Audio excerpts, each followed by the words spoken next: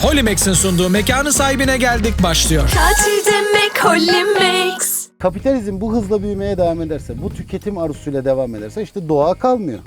İnsan arzuları, insan istekleri dünyayı yok ediyor. İnsanlardan daha çok köpeklerle daha doğru iletişim kurabildiğimi anladım. Aile derim ki ufak çocuğunuz varsa köpek alın. Niye?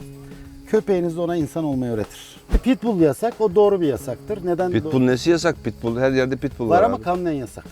Eve mektup gelmiş, bir baktım gönderen Aziz Nesin. Of.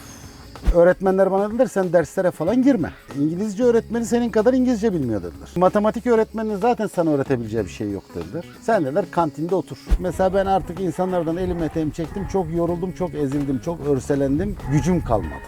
Ne maddi ne manevi gücüm kalmadı. Yani direnecek gücüm kalmadı ve teslim oldum.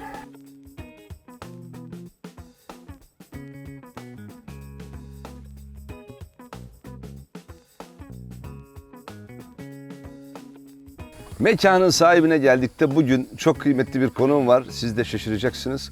Evet, siz onu tanımıyorsunuz. Kendisi ünlü değil ama öyle bir hayat hikayesi var ki bence hepinizin bilmesi gereken bir hayat hikayesi. Benim yıllardır hep insanlara anlatmaya çalıştım. Biliyorsunuz benim programda siyaset yoktur. Dini bir propaganda yoktur. İşte bir tarafın insanıyım diye anlatmam.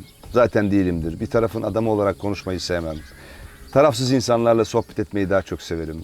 Herkesin bir siyasi görüşü olabilir, herkesin bir tarafı olabilir ama bunu yaptığı işe yansıtmayan insanlara daha çok saygı duyuyorum.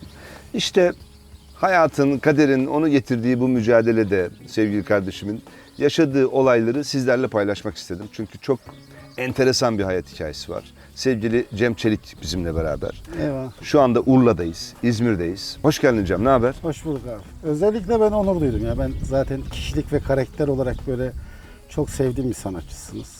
Eyvallah.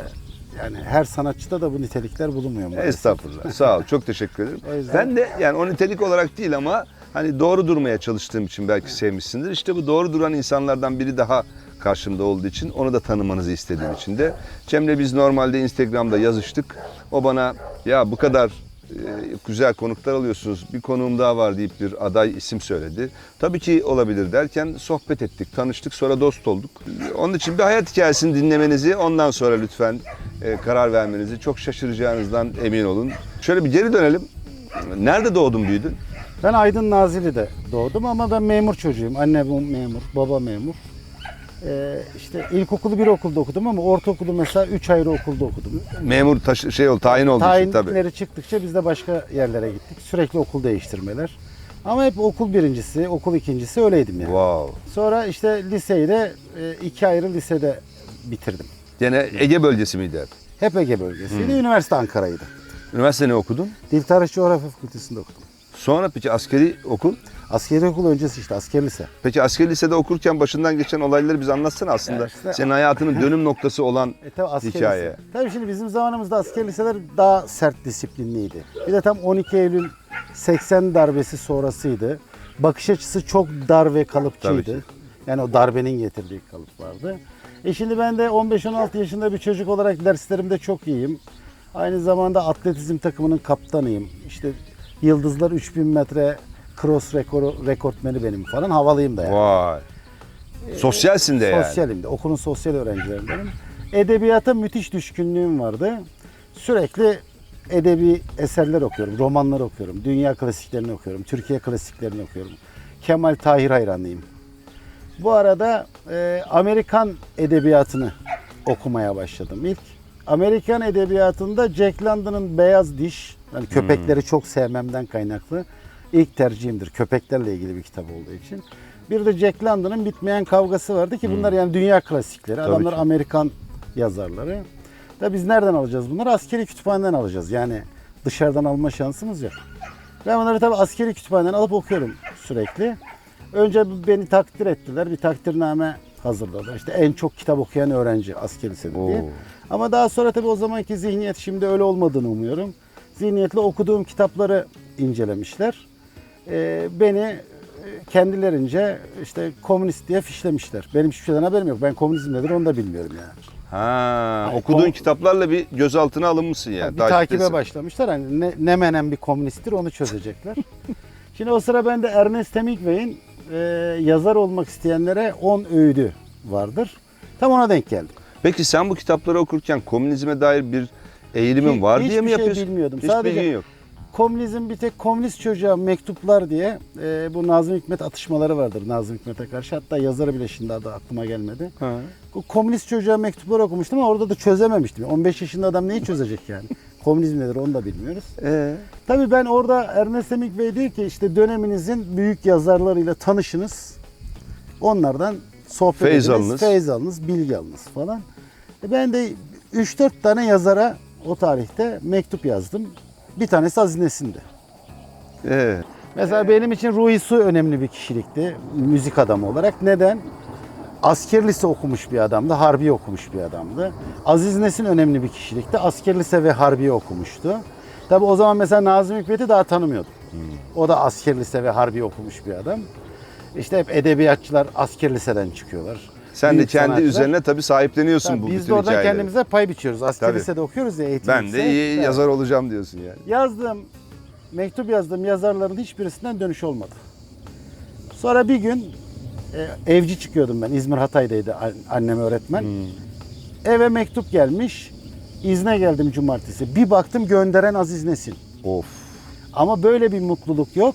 Aziz Nesin bana güzel güzel nasihatler etmiş. Oğlum demiş okumuş olduğun asker lise Türkiye'nin en yüksek eğitimini veren okuldur. İşte sen memur çocuğusun anladığım kadarıyla. Bu anne baba memurlar seni böyle bir okulda okutmaya zaten güçleri yetmez. Sen işte asker lisedeki imkanlar çok iyi. Düzgün beslenirsin. Temizliğin düzgün olur. Kıyafetlerin olur. Eğitim çok yüksek. Kütüphanesi çok ciddi.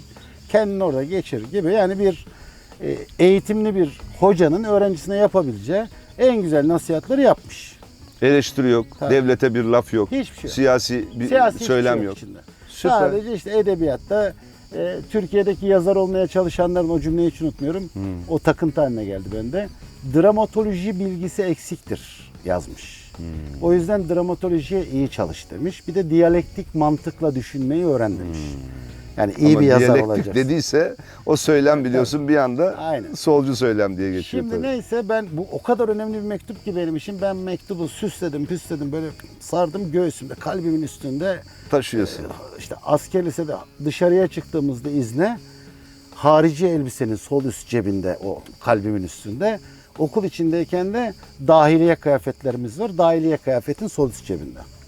Neyse bir arama sırasında bu da yakalandı. Şimdi adam Jack London okuyor. Joy Steinbeck okuyor. Bir de Aziz Nesin'le mektuplaşıyor. Biz mimlendik zaten. Vay canına. Ondan sonra tabii daha daraltmışlar. Biz de arkadaşlarla böyle entelektüel sohbetler ediyoruz falan filan. Bu arkadaşları bizi toplu halde okulun disiplin kuruluna sevk edildi. Disiplinsizlik falan da eklediler işin içine. Bizi çıkarttılar. 42 kişiydi. 3 tanesiyle ilgili okuldan okul kararıyla ayrılma kararı verdiler. Aslında attık demiyorlar da. Şimdi attık derlerse bize harcadığı parayı devlet alamayacaktı. Okul kararıyla ayrıldı demek aslında attık demek ama o zaman sizin kefaletiniz olan insanlar o eğitim paralarını ödüyorlar. 10 yıl falan sürmüştü onun Vay ödenmesi. canına. Tabii biz Siz parasını ödediniz bir de. tabii o bize devletin yedirdiği yemekten hastalandığımda Annen baban onun parasını verdi. tabii maaşlarından kesildi hepsini. Hatta annem babamın parası yetmedi. Dedem ölmüştü. Babaannem dedemden emekli maaşı alıyordu. Babaannemin maaşından kesildi hepsi. Vay. Asker liseden ayrılanlardan bu paraları alırlar. Ne o? Aziz Nesin'den mektup geldi. Tabii yani o eğitim alanında atış eğitiminde kullandığınız attığınız mermilerin parasını bile alırlar yani. Tabii ben son sınıfa geçeceğimiz yıl hiç unutmam 1 Mayıs 1989 tarihinde benim Maltepe Asker Lisesi'nden ilişkim kesildi. Ama biz o kadar saf çocuklarız ki yani ben hala komünizm nedir bilmem, sosyalizm nedir hiçbir şey bilmiyorum. O sıralarda da 2000'e Doğru dergisi diye bir dergi çıkıyor. Siyasi bir dergi 89'da. 2000'e Doğru dergisi nereden öyle bir yorum yaptı, nasıl yaptı bilmiyorum ama bir başlık attı. Asker liselerde devrimci yol operasyonu. Liderleri atıldı. Liderleri atıldı. Evet, liderleri atıldı. Diğerleri de diğer öğrenciler de onlar da rehabiliteye alındılar. İşte 39 kişi rehabilitasyona alındı. Sen liderler ekibindesin. Lider ben görünüyorum. 2 tane de yardımcım görünüyor. Resmen bir Keşanlı Ali destanı gibi bir şey yani. Hani olaya sen sahip değilsin ama bir anda okulu bitiriyorsun. Okul bitirdikten sonra hani okuldan atılıyorsun bir sıfatla. O sıfata sahiplenen birileri diyor ki bu çocuk solcu hem de lider diyor. Hatta ondan sonra Devrimci size önder. Öyle devrimci önder diyorsun. Ama diyorsun. ben devrimcilik nedir bilmiyorum. Peki sonraki süreç ne oldu? Sonra da benim lise diploması almam gerekiyor. Bir dönem okumam gerekiyor. Sivil bir liseye gittim İzmir'de. Oradan şey alacağım. Tabii biz gittik, asker lise eğitimi o kadar üst düzey ki. Ya şimdi öğretmenler bana dediler sen derslere falan girme. Neden dedim? İngilizce öğretmeni senin kadar İngilizce bilmiyor dediler. Yani şimdi matematik öğretmeninin zaten sana öğretebileceği bir şey yok dediler. Her konuda asker lise eğitimi çok yüksek. Biz düz liseyiz dediler. Sen dediler kantinde otur. Ben kantinde oturarak diploma aldım lise sonunda. Allah Allah. Sonra üniversite sınavına girdim. Tabii bu arada şu oldu bizim bilmediğimiz. O zaman da böyle hani bu siyasi hareketlerin Sene kaç o zaman mesela? 89-90 yıl. Evet. 89-90. O zaman da böyle 80 sonrası işte sol hareketler yeni canlanmaya çalışıyorlar. Tartışma süreçleri var, tartışma platformları Zaten var. sol harekette tartışma olmadan olmaz ki. Tabii. 86 ayrı fraksiyon bir arada tartıştığı için biliyorsun solda. O dönem çıkan otonom dergiler var, küçük tirajlı. O dergilerin bütün temsilcileri bizim evi bulup eve gelmeye başladılar.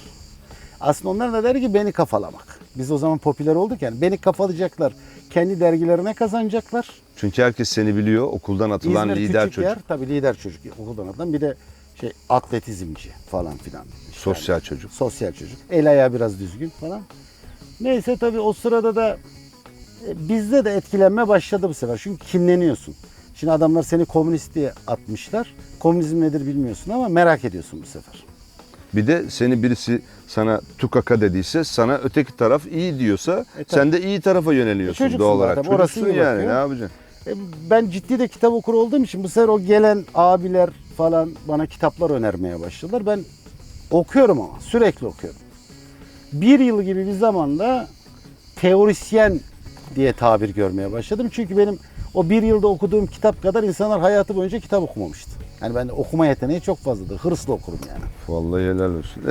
Ben hep böyle edebiyatla, edebi eserlerle kendi hayatım arasında bağlantılar kurarım. Mesela hayatım nelerden ibaret Bravo. falan diye. Çünkü hayatın bence farkında bir çocuksun da onun için yani. Eyvallah. Mutlusun yani. Mesela benim hayatım Victor Hugo'nun Sefilleriyle operadaki hayalet arasında git gel yaşamıştır. O enteresan. Bir de Fakir Baykurt'un Keklik diye bir romanı vardır. İlk okuduğum romandır benim. İlkokul 5'te okumuştum. Ciddi bir romandı. Aslında ağır bir romandı ama çok sevmiştim. Orada da konuşuyor. Süleyman Demirel bir köye geliyor. Geldiği köyde Süleyman Demirel'e keklik hediye edilecek. Bu çocuğun da çok sevdiği, çok bağlı olduğu ufak 7 yaşında çocuk bir kekliği var. Bunun elinden kekliği zorla alıyorlar.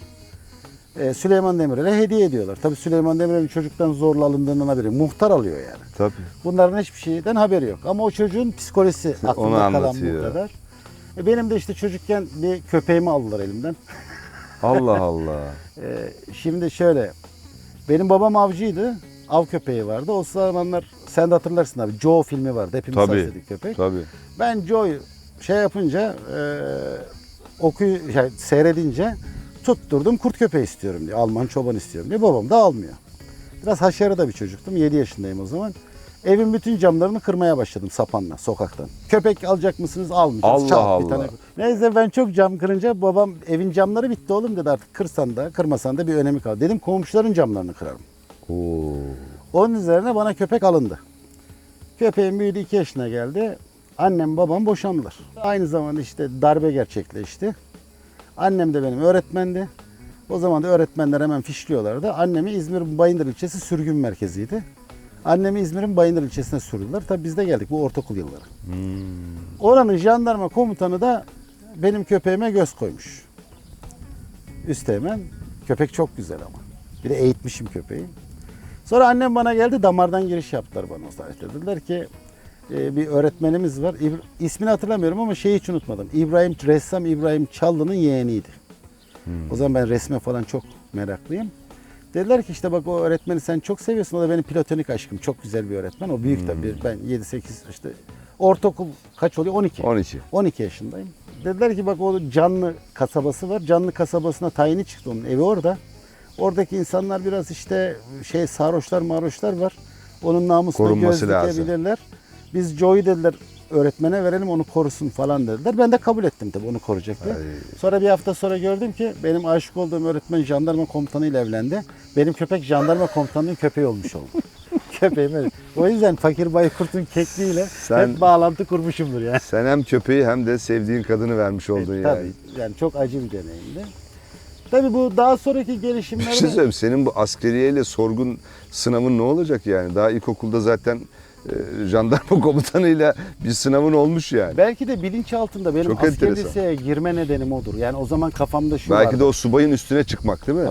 O subay benim köpeğim istedi, aldı ve ben bir şey yapamadım.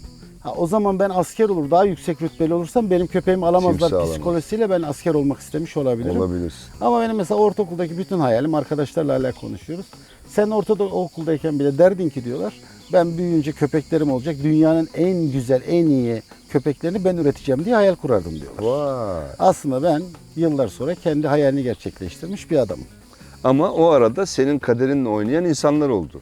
Tabii. Peki tekrar döndük Ankara'ya. Sana bu dergiler mergiler evi ziyaret etmeye başladılar. Sen bizim en iyi komünist abimiz sensin. Sen şu kitapları oku dediler. Sen kitapları okudun ve bir anda tabii ki kafan açıldı. Bir de genç insan için devrimci hareket, işte sosyalist kafası baktığında hümanist bir kafayla çok iz düştüğü için aslında hepsi keyifli örtüşük gözüküyor. şeyler. Tabii ki. Yani şöyle Aziz Nesin'in asker lise öğrenci tabiri vardır. Ben hep anlatırım onu. Asker lise hızlı anlatayım. Asker lise öğrencisi 1. sınıfa geldiği zaman dünya haritasını önüne açarmış. İleride ben Genelkurmay Başkanı, Orgeneral olduğumda bu haritayı nasıl ele geçireceğim diye hayal kurarmış geceleri. 2. sınıfa geçermiş. 2. sınıfta Hun İmparatorluğu haritasını falan açarmış. Ben işte Türk bayrağını tekrardan Hun İmparatorluğu kadar büyük yapmam lazım. İşte 3. sınıfta Osmanlı'nın haritasını açarmış. Bu toprakları ben tekrardan alacağım. 4. sınıf son sınıf geldiği zaman aklı kemale erer, ayakları yere basar. Dermiş ki Mustafa Kemal Atatürk ne kadar büyük bir öndermiş. Ben onun kurtardığı sınırları korusam bana yeter. Tabii, Şimdi tabii. 4. sınıfta bunu dermiş. Şimdi biz o kültürden geldiğimiz için, o eğitimi aldığımız için bizde şey var. Yani ülkemiz için, yani o zamanki düşüncemi söylüyorum. Benim ülkem için en iyi sistem nedir? Halkın refahı için en iyi sistem nedir? Mutluluk en iyi nasıl gelir? Sağlık hizmeti daha iyi nasıl gelir? Eğitim hizmeti nasıl gelir? İşte can güvenliği nasıl gelir? O zaman aslında o konuda bakış açım çok değişmedi. Sosyalist ekonomi modelinin en doğru model olduğunu zaten düşünmeye başlamıştım zamanla. Sadece sosyalizme giden yöntemler biraz yanlış. Zaten bizimki. teoride bir yanlışlık yok. Tabii. Yani ben yola çıkışta baktığında gayet muhafazakar, hatta İslamiyet'in getirdiği çok dindar birisinin toplum için istedikleriyle sosyalistin istediği Aynen. şey çok farklı Aynen, değil aynen. yani. Bunlar ayrı ayrı uçlar değil. Aynı uçlar aslında. Sadece bunlar bir yere gelip otursalar bir konuşsalar deseler ki benim dediğim olsun değil de ya bu insanların istediği olsun deseler aslında her siyaset, her düşünce toplum içinse ben hep onu söylerim. Bir belediye başkanı sağcı diye kanalizasyonu sağdan götürmüyor ki abi. Belediye başkanı benim memurum, bana iyilik yapmaya çalışıyor. O kadar basit. Hangi partiden olduğunun ne önemi var ya? Bizim ülkemizdeki zaten temel kavram karmaşası burada başlıyor. Sosyalizm dediğiniz zaman kötü oluyor. Halbuki Hazreti Muhammed'in kendi yaşamı döneminde kurduğu sistemin adı sosyalizm. Sosyalizm yani. zaten. Tamam, Tabii ona ki. başka bir şey diyebiliriz ama yani ekonomik modeldeki karşılığı bu. Mesela ben insanlara derim ki kardeşim, doğadaki kertenkelenin bile sosyalizme ihtiyacı var. Neden? Kapitalizm bu hızla büyümeye devam ederse, bu tüketim arzusuyla devam ederse işte doğa kalmıyor. Çevre kalmıyor, ozon tabakası kalmıyor. Hava Gösteriyor kirleniyor, zaten her şey kirleniyor. Bak Marmara Denizi kirleniyor. Ne oluyor? Sümüksü dokular denizde oluşmaya başlıyor. Tabii. Bu bir tek insanla alakalı değil. Yarın hayvan da yaşayacak bir bitki örtüsü bulamayacak, bir hava ki. bulamayacak. Yani kapitalizmin tüketim hırsı zaten kendi kendini yok ediyor. Peki geldik şimdi Ankara'ya tekrar dönüyoruz. Peki bu dergiciler başarılı olabildi mi? Herhangi birisi seni aldı mı? Oldular canım tabii ondan Ne sonra. oldu? Ben Deniz Gezmişler falan çok duygusaldır. İşte hani Güllü'nün solduğu akşam falan gibi kitaplar vardır. Dar ağacından 3 fidan. Oradan başlayarak önce 68 kuşağını değerlendirdiğimizde tabii benim için Mahir Çaya'nın tespitleri, yazıları daha mantıklı gelmişti bana. Daha yere basıyordu ayakları ülkeyle ilgili. Tabii o yüzden de işte oradaki süreçte ister istemez şeye doğru, işte bizim İşçilerin Sesi gazetesi vardı, Devrimci Gençlik dergisi vardı. Oraya doğru yöneldik. Orada da şu sorunları yaşıyorsun. O yıllarda, 91 yılında falan. Karabağ'da katliam oluyor. Şimdi sen Karabağ katliamı ile ilgili bir şey yapmaya kalkıyorsun. Sen faşist misin diyorlar. Ya arkadaşım bunun faşistlikle ne alakası var? Yani bu adamlar benim akrabam. Yani akrabam bunlar Tabii, benim. Azerbaycan. Azerbaycan. He. Ve insanlar katlediliyorlar. Bunun sağcısı, solcusu Bunun olmaz ki sağcılıkla, bu solculukla alakalı, bu insanlıkla alakalı bir şey. Bak katlediliyorlar. Hayır, bunu konuşamaz. İşte Bulgaristan'da insanların soy ismi zorla değiştiriliyor. Türkçe konuşmaları yasaklanıyor. Dinlerini yaşamaları yasaklanıyor falan. Bunu gündeme gelir. Hayır, sen faşist misin? Sana ne? Ya arkadaşım bak yani Vietnam için burada bağırılıyor da ya burnumuzun dibi bir Bulgaristan, bir Azerbaycan. Tabi o birazcık da şey olarak yani biz asker lise talim terbiyesi de var işin içinde. Bayrak vatan aşkı da var işin içinde. Senin tabii milliyetçiliğin baktığında Yani milliyetçi bence yapım birçok da var. solcudan daha fazla yani. Eğitim tabii. olarak bir kere en azından yani. Daha sonra ben de şey arayışlara başladı. İşte dünyadaki sosyalist hareketler, işte Sovyetler Birliği'nin kuruluşundaki Türk kökenliler, onların yapılanmaları. Sonra işte ilk Turancılığı icat eden biliyorsun bizim Rusya'daki Bolşevik Türkler. Turancılık burada falan icat edilmedi. Turancılık düşüncesi Bolşevik Parti çıkışıdır. Sovyetler Birliği çıkışıdır. Sol adında Türkiye'de insanlara anlatılan şu. Ya Stalinist olacaksın ya Troşkist olacaksın filan. Oy, çok derinlere daldık. Sonra yani peki o yani bu senin keşiflerin, doğruyu bulma arayışın, halle senin baktığın yerdeki mücadele onlar sadece Türkiye'de var olan sistemin içerisinde aslında bir bölge edinmek, bir iktidar edinmek için mücadele ederken sen aslında Türkiye'nin geleceği adına, dünyanın geleceği adına bir şeyleri yapmaya Aynen çalışıyorsun. öyle. Şu an bahsettiğin derinlikte o. Aynen Mesela öyle. yani. Çünkü dünyanın Bu senin gidişatı- söylediğini bilmeyen, sanırım binlerce yıllardır ben solcuyum diye bağıran insan Bilmez. vardır yani. Ya ben daha bilimsel bir şey söyleyeyim. Dünya bu hızla devam ederse, yani şu anki mevcut sistemle devam ederse bizim torunlarımız 2080 yılında hamam böceği ve çekirge dışında yiyecek bir protein kaynağı bulamayacaklar. Bu bilimsel bir gerçek. Protein kaynağı olmayacak. Evet. Su kalmayacak. Temiz suya ulaşamayacağız. Dünya bırak. Bak şu pandemide bile ne oldu? İşte sokağa çıkma yasakları dünya genelinde. Biraz hareket duruldu. Doğa hemen kendini toparlamaya çalışıyor. İnsanlar şunun farkında değiller. İnsan arzuları, insan istekleri dünyayı yok ediyor. Yani dünya gittiği zaman senin yaşayacak bir şeyin yok. Kalmıyor ki. Tüketemeyeceksin. Tüketecek bir şey olmayacak çünkü yani. Peki sonra senin orada örgütsel olarak aldığın yer neresiydi? Nerenin başına geçirdiler seni? O sıra işte tartışma süreci diye bir şey başladı. Parti kurulacak. Yasal bir parti kurulacak. Seçimlere girecek falan. Tabii ben böyle eleştirince sevilmeyen adam falan ilan ettiler. Bana dediler kardeşim işte yani biz seninle anlaşamıyoruz. Sen ilişkileri bize devret. Dedim tamam devrederim, sorun yok. Devrettik ilişkileri. İlişkileri devrettik. El sıkıştık, ayrıldık. Arkamdan dediler ki ajan provokatör. Ya şimdi kardeşim yani ajan provokatör ilişkileri sana niye devretsin yani? Allah Allah. Tabii bu sefer bizim birçok solcu arkadaşımıza göre zaman içinde ben düşüncelerimi açık açık okudum, yazdım, söyledim. Birçoğu beni faşist olarak nitelendirdi. Bu arada zaman içinde tabii dengeler değişti Türkiye'de 1991'den sonra. Bakın sol sağ kavramı kalmadı artık 91'den sonra. Çünkü 91'den önceki solcuların yarısı şu an ülkesini, vatanını seven insanlar, diğer yarısı da sevmeyen insanlar.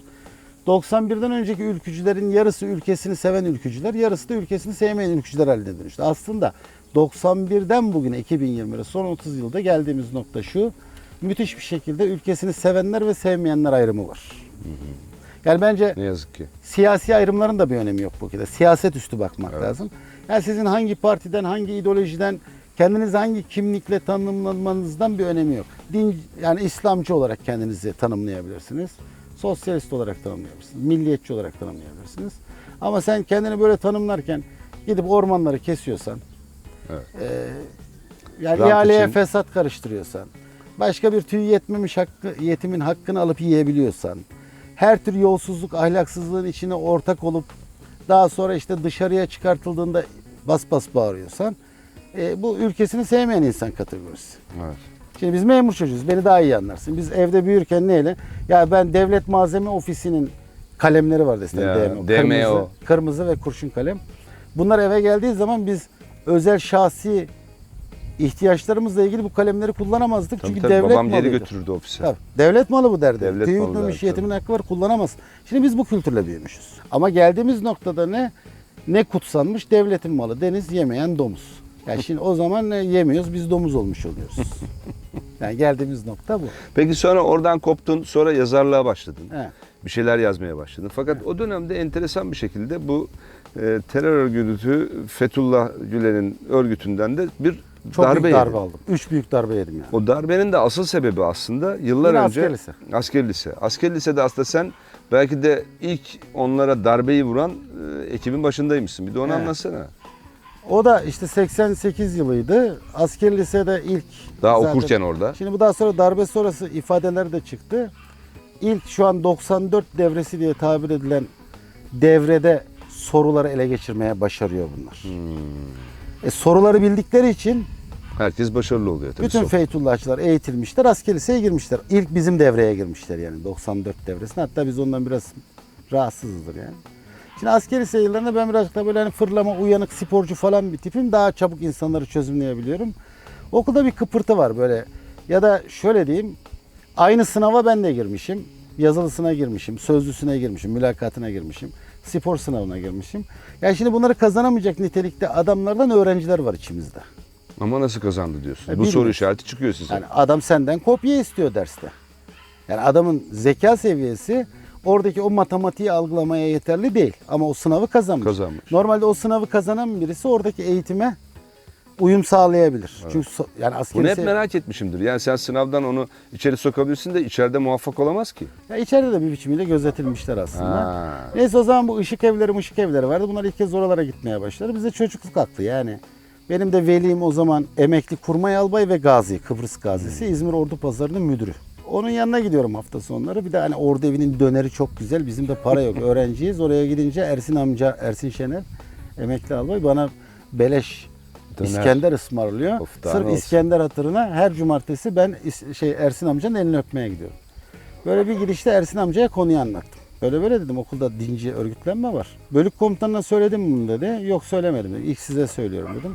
Sonra bir düşündü, dedi bölük komutanı, tabur komutanı, ben dedi onları tanımıyorum. Rütbeleri düşük, güvenemeyiz dedi. Dur bakayım dedi, sizin öğrenci amiri dedi. Benim yanımda dedi görev yapmıştı. Benim altımda görev yapmıştı dedi. Yani ben tabur komutanıyken o bölük komutanıydı dedi. Beni ona yönlendirdi. O da bana dedi ki yani tespit edebildiğin isimleri ver bize dedi. Biz bunları takip altına alalım dedi. İşte ben atılmadan bir yıl önce. Aslında belki de onun rövanşıydı. Yani biz o isimleri çok verdik. enteresan değil mi? Mesela sen de mesela bunu kötüye kullanabilirdin. Yani sana mesela komünist yaftasını yapıştırdıkları gibi sen de tanımadığın birine FETÖ'cü diye bir şey yapıştırabilirdin. Evet. Yani beyan bu kadar basit aslında insanları tabii. bitirmek için yani. Evet, sonra Neyse tabii biz onun isimleri söyledik. İsimleri takip altına aldılar. Bunları İzmir Balçova'da bir tarikat evinde basmışlar falan filan. Daha sonra bunları attılar. yani olay üstünde bastılar da attılar Tabii. yani. ha. Ben atılmadan bir yıl önce. Bir yıl sonra da ben komünist diye atıldım bu sefer. Ve belki de rövanşıydı, onu Belki bilmiyorum. Evet, 30 sene sonra karşılaştığımız arkadaş, o da Feytullah'ın as adamlarından biriydi. Aslında o zaman boşa atılmamışlar. En üst düzeyine çıkmıştı. Bu 2016'da ilk alınanlardan bir tanesidir. Dedi ki, seninle de askeri lisede yaptıkların yetmezmiş gibi dedi. Zaten kara listedeydin dedi. Bir de 2008'de dedi o Çakallar Pençesi'nde Türk Toprakları diye bir kitap yazdın dedi. O kitapta dedi sen dedi Türkiye'nin düşmanı olarak iki güç gösterdin dedi. Bunlardan bir tanesi PKK'ydı dedi. İkincisi de dedi Fethullah Gülen örgütlenmesiydi dedi. 2008'de yazdın sen bu kitabı dedi. Senin kalemini zaten dedi biz kırmıştık. Ama 2008'de sen en üst düzeyde dedi bize savaş açtın dedi. Vay canına. O kitaptan dolayı 2008'den 2015'e kadar başıma gelmedik kalmadı işte yani. Bir sürü operasyonlar, şunlar bunlar, Ergenekon davası, tutuklandım, içeride yattım. Bir sürü cezalar verdiler, cezalar onaylandı, cezaevine girdim. Daha sonra 15 Temmuz olduktan sonra pardon dediler, sen doğruymuşsun, bunlar kumpasmış, onların itirafçıları da bahsedince tabii biz kumpas kurduk falan. Şu adama da kumpas kurduk diyorlar. Bu sefer devlet bakıyor, o adam kimmiş? Bu adam cezaevindeymiş falan. Neyse infaz durdurma kararı çıktı benim cezalarla ilgili. Yeniden yargılama verdiler. Beni salıverdiler. Davalardan 2 tanesinden beraat ettik. Bir tanesi beraat aşamasında devam ediyor hala. Vay anasını. Yani o adamlar öyle çorap örüyorlar ki başınıza yıllarınızı soruyor almak.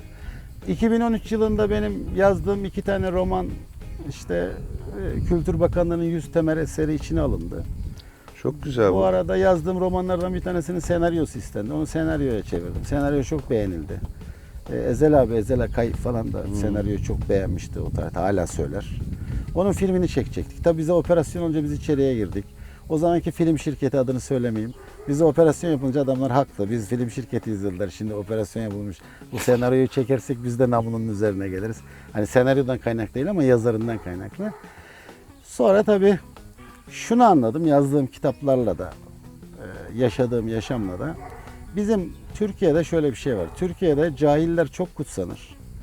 Ve cahiller hep bir yerlerdedir. Siz doğruları söylediğiniz zaman hele bir güç odağının adamı değilseniz.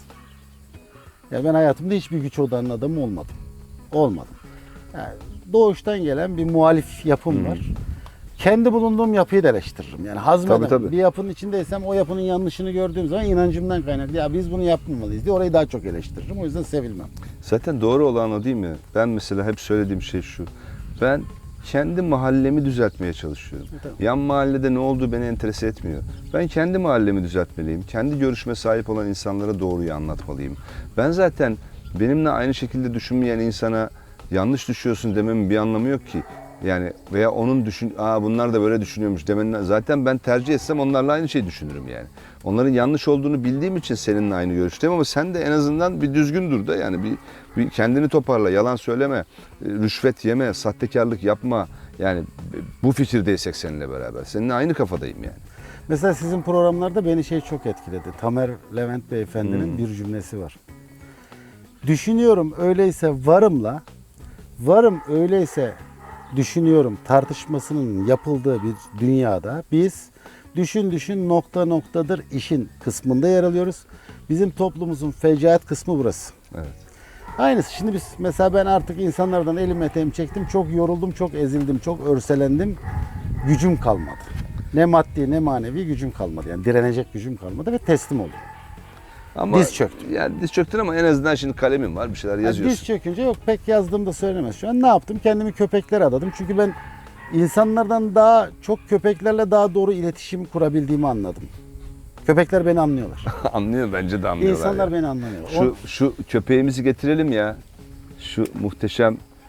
Yani bakın mesela aynı siyasetteki, ticaretteki, kültürdeki, sanattaki bakış açısı Türkiye'de köpekler için bile aynı.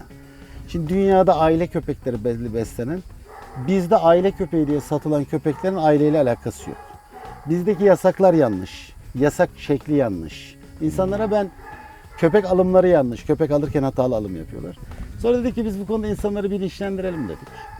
Köpekler için en uygun şekilde işte padok sistemi nasıl olmalı, araç sistemi nasıl olmalı, eğitim nasıl olmalı. Kendimizi köpeklere verdik. Televizyon seyretmiyoruz artık. Haberleri takip etmiyoruz. Bir de ben kalp krizi falan geçirdim. Şekerim falan var. Kaldıramıyorum. Sinirim bozuluyor. Kaldıramıyor. Psikolojim kaldırmıyor. Şimdi benim hayallerimdeki Türkiye şimdi mevcuttan çok daha güzel. Haberleri seyretmiyorum ki hayalimdeki gibi kalsın diye. İnsanları da hep hayalimdeki gibi düşünüyorum. Mesela benim hanım bana der ki 25 yıllık evliyiz. Her 2 yıla bir mütemadiyen dolandırılırsın der. Yapacak bir şey yok. İnandığın için ha. İnsanlar gelince ister istemez biz onları iyi insan kabul etmek zorundayız. Kötü çıkarsa kendine. Biraz Yunus Emreciliğimiz mevcuttur. Ya işte bak. Asıl Ağar abi geliyor. Evet. Bir onu takibe alabilir miyiz oradan? Gel. Tam aslında mekanın sahibi galiba o ha. Evet, Asıl mekan. mekanın sahibi. Değil. En yaşlısı o değil ama. Yok, yaşlı Ama değil. en Bunun ağır özelliği abisi. Şu. Bu ırk 10.000 yıldır hiç bozulmadan kendini devam ettiren bir ırk. Birçok köpek ırkının da atası. Gel bakalım gel. Gel. Demon, Gel babanın yanına. Demon. Gel oğlum. Gel. Gel. Heh. Gel Lemon. bakalım güzellik. Bak bakalım. Bak bakalım poz ver bakalım. Allah'ım ne kadar güzel. Pamuk gel. O oluşum benim. Oh. Merhaba. Gel. Göster kendini. Ve oy anam benim ya. 5 yaşında kendisi. Mekanın en ağır abisi. Evet. Ve burada hem biraz çiftlikten bahsedelim. Buradan bahsedelim. Kaç senedir buradasın? Aslında ben yani 1990 yılından beri hiç köpeksiz olmadım. Yani asker liseden ayrıldığım tarihten beri hep köpeklerim var. Birazcık da köpek aşkımın benim sonu yoktur. Yani 30, 40, 50, 60, 100 köpeğim her zaman olmuştur. Yani bir tek ırk köpek olarak düşünmeyin. Kendi sokak köpeklerim de vardır yani sokaktan bulduğum. Süper. Çocukluğumdan gelen bir aşk. İşte köpeklerde de doğru beslenme modeli nedir? Nasıl beslenmelidir? Onun bilimsel çalışmalarını çok yaptık. Irk çalışmaları yaptık. Sonra bizim ülkemizde bilinmeyen işte köpek tercih ederken insanların aslında kendi yaşam koşulları, kendi yaşam alanları, kendi yaşam periyotları ve kendi aile yapılarına göre köpek seçmeleri gerekir. Onu bilmiyorlar. Onları anlatmaya çalışıyoruz insanlara. Yani doğru köpek seçimi. Bizde hep mantık şudur. Çok güzel görünüyor da aldık, evi mahvetti, barınağa bıraktık. Şimdi size de onu söyledim. Bir yavru köpek eve geliyor, 1 yaşına kadar evde kalıyor.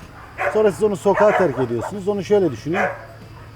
7 yaşında çocuğunuzu sokağa terk ettiğinizde o çocuğun yaşayacağı psikolojik travma neyse o köpek o travmanın aynısını yaşıyor. Çünkü ailesini kaybediyor. Ha, siz ona köpek diye bakıyorsunuz ama o size kendi ailesi olarak bakıyor. Bu çok acı bir şey. Ben yani bizim bu konuda toplumumuzun da hızla bilinçleniyor gerçi. Bu arada bir şey değinmek istiyorum. Bu çok Lütfen. önemli şu an gündemde olduğu için. Şimdi bizdeki köpek yasaklama yasası direkt motamot İngiltere'den kopya yapılarak alınmıştır. İngiltere bu konuda siyasi bir yasak kararı almıştır. Kendi ırklarını öne çıkartıp kendi ülkesine ait olmayan ırkların önünü kesmek için yabancı ırkları yasaklamıştır. Şimdi bizimkiler köpek yasağı koyarken bu 4 ırkı aldılar. Türkiye'de 4 ırkla ilgili yasak koydular. İşte aslında komik taraf şurada başlıyor. 4 ırktan 2 tanesi, bir tanesi Japon Tosa Inu, ötekisi de Brezilya kökenli File Brezilo. Bu iki köpekten de Türkiye'de hiç yok. Yasak olmasının anlamı ne diyorsun? Yani anlamı yok. Hiç olmayan bir ırk yasaklanmış durumda. Yani o ırk olur, onunla ilgili bir problem yaşanır, saldırı vakası olur, yasaklanır, anladın mı? Şimdi pitbull yasak, o doğru bir yasaktır. Neden? Pitbull nesi yasak? Pitbull her yerde pitbull var var ama abi. kanunen yasak. Allah Allah. Pitbull şundan dolayı birçok ülkede dünyada yasaktır. Dünyadaki köpek popülasyonundaki köpek saldırılarının %65'i tek başına pitbull'a aittir. Peki pitbull üretmek mi yasak yani? Üretmek, almak, satmak, beslemek Ben hepsi bir sürü yasak. pitbull görüyorum abi. İşte Nasıl yeni oluyor? yasa tekrar çıkıyor şimdi. Onların kısırlaştırılacak, kayıt altına Ha. alınacak. Kaç 30 küsur bin lira bir para cezası gelmiş şu an besleyenlere. Allah Allah. Onu işleme sokacaklar.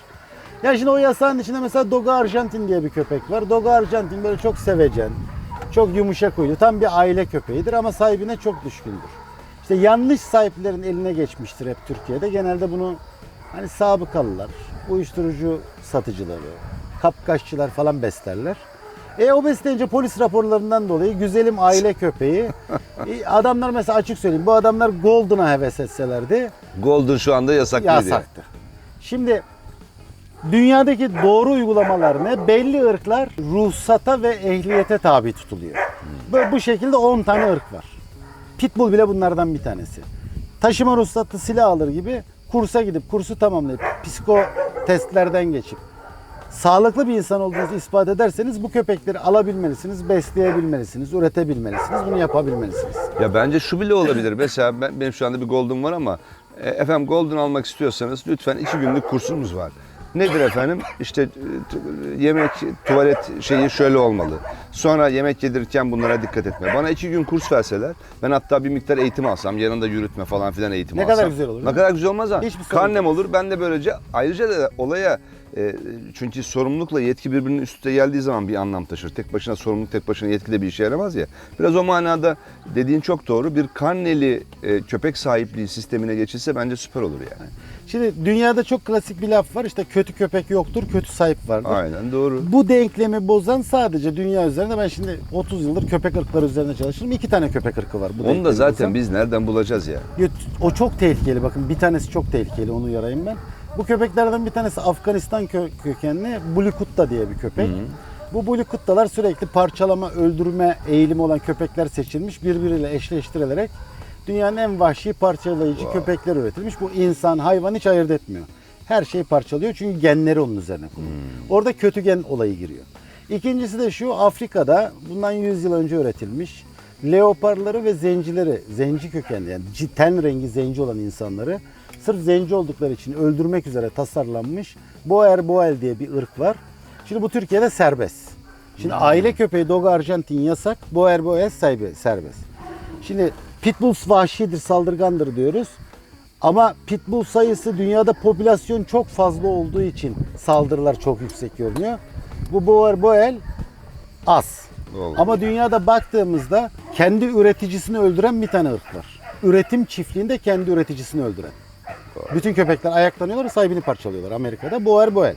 Şimdi en çok sahibine, kendi sahibine, kendini büyüten sahibine saldırı vakası Boer Boel de var.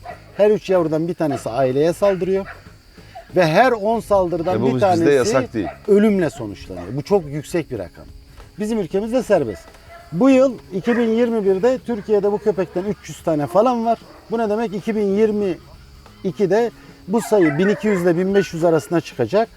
2023'te de bu sayı 6000 ile 7500 arasına çıkacak demek. Köpek popülasyonları 5-6 kata katlayarak gider her yıl. Vay, çok tehlikeli. Biz 2023 yılında sabahları şu haberlerle uyanacağız. Evdeki Borbel 4 yaşındaki çocuğu öldürdü. Evdeki olabilir Borbel tabii. yaşlı sahibini parçaladı. Amerika böyle işte şu an. Ve bu köpek serbest. Ama Dogo Arjantin yasak. Çok ilginç. Çok enteresan. Şimdi 2 tane kötü gen köpeği vardır. Boer Boel ve Bulikut'ta. Bu ikisi %100 bence de yasaklanması gereken köpekler. Ama bizdeki yasak statüsündeki köpekler genelde dünyada şu sistem uygulanıyor. Lisansa ve ehliyete tabi köpekler.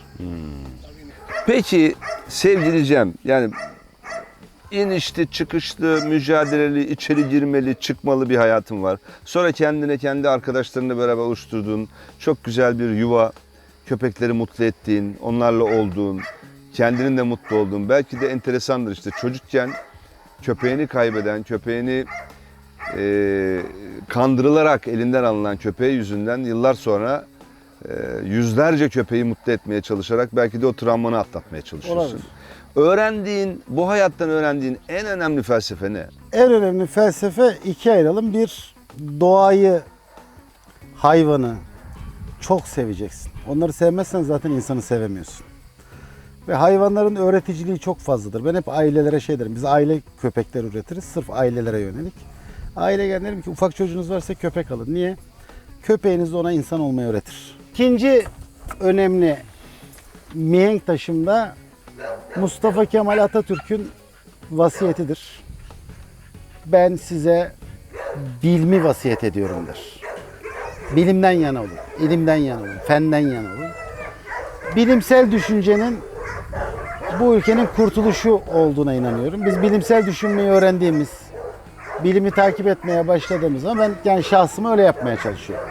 Bir şeyi yorumlayacağım zaman bilimsel olarak yorumlamaya çalışıyorum. Nefis. Bence de doğrusu o yani. Onun için siz de siz olun. Gençlere sesleniyorum. Cem abiniz gibi duvarlara çarpmayın. Cem abiniz gibi hayatta bazı şeylere kaldığınızda yaşadığı o travmaları onun gibi acı çekerek yaşamamanız için örnek olsun diye konuk ettiğim bir kardeşim. Bence çok ders alınacak çok güzel hikayeler, çok güzel yaşam anıları anlattı bize. Sağ ol, var ol. İyi ki geldin. İyi ki bizimle oldun. İyi ki mekanın sahibine geldin. Teşekkür ederiz. Ben teşekkür ediyorum. Sizin kanalınızla tanıştıktan sonra uzun yıllardır ben böyle TV seyretmem. YouTube'da da çok şey seyretmem. Uzun yıllar sonra keyif alarak böyle gurur duyarak seyredeceğim programlara denk geldim. Aynı O güzel. beni çok mutlu etti yani. Aynı güzel, süper. En azından şu memlekette seni mutlu edecek bir şey bulduk yani Eyvallah. Cem, vallahi ya.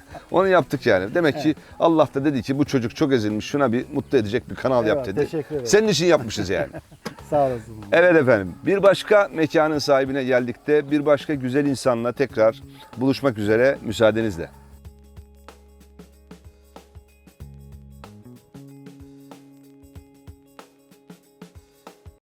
Holy Max'in sunduğu mekanın sahibine geldik sona erdi. Tatil demek Holy Max.